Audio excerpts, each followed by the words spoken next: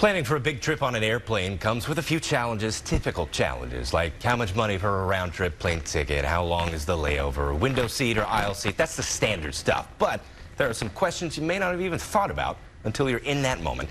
That's what Diane Gottsman, National Etiquette Expert, is going to help us with this morning. How are you? Good. How are you? Doing well. Thanks for coming on. So let's start with, if I check in at curbside, do I tip the airline employee who checks me in?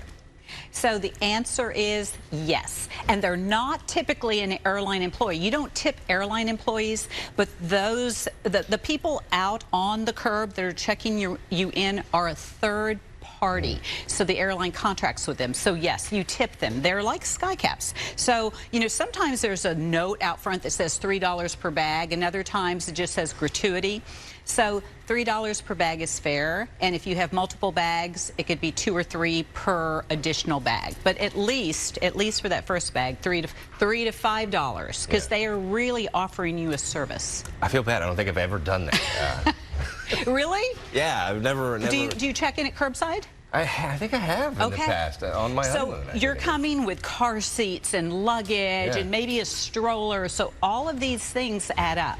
And so they are working for a little bit of gratuity up front at the curb, curb. Not at the counter. That's good to know. You do have a prop, by the way. I do. A bag of liquor.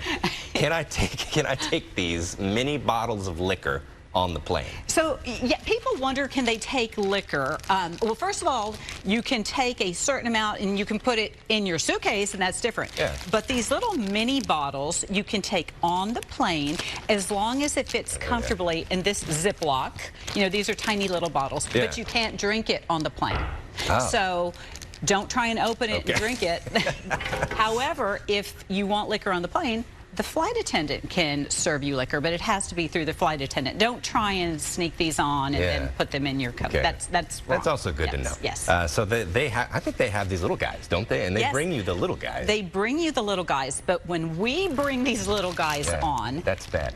Okay. We can do it. We can do it. We just can't drink it on the plane. I see. Gotcha. Good to know. This is a popular one.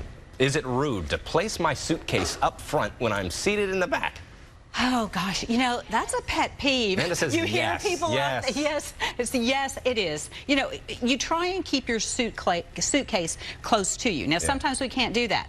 We get to row 9 or 12, and it's already filled because people that are in 29 have already placed their suitcases there in advance. So try and keep your suitcase close, although sometimes we have to go, usually it's backwards, and now it's time to deplane, and we're waiting to try and go backwards while everybody is moving forwards. It's a dilemma. So suitcases should stay as close as possible. Yeah, it seems like that would be a no-brainer. Yeah. But unfortunately, it's not. Should I be offended if someone sitting next to me puts on their mask mid-flight? Oh, that's the wrong question. Let's go back. Can I ask someone to switch seats with me if we are in the same seat, different row? It's a courtesy if someone wants to switch seats, and especially if they want to be next to a family member. If it's an equal switch, you might want to do it, but it's not mandatory. And sometimes you pay extra for a seat with extra leg room.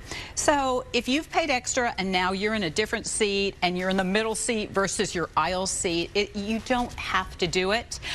If you're the one who wants to switch seats, don't be sitting in that seat, and when that person walks up, you say, "Do you mind if I switch?" Because that just puts everybody in an awkward situation. So if you can ask, certainly. If they say no, don't give them an ugly face. Just understand. You know, that's why we choose our seats in advance, and sometimes pay extra for those seats. Yeah. We've got about 30 seconds. Let's do one more.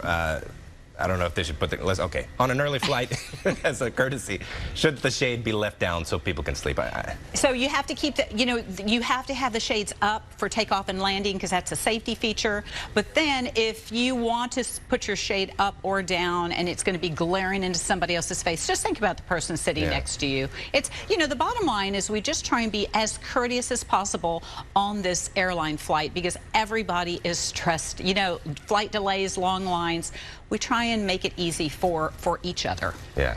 I never try to do it. If I pay for the window seat, I'm going to look out the window the whole time. I'll crack it a little bit for the people sleeping, but yeah. Good advice, Diane Gottsman. Thank you so much. We'll be right back.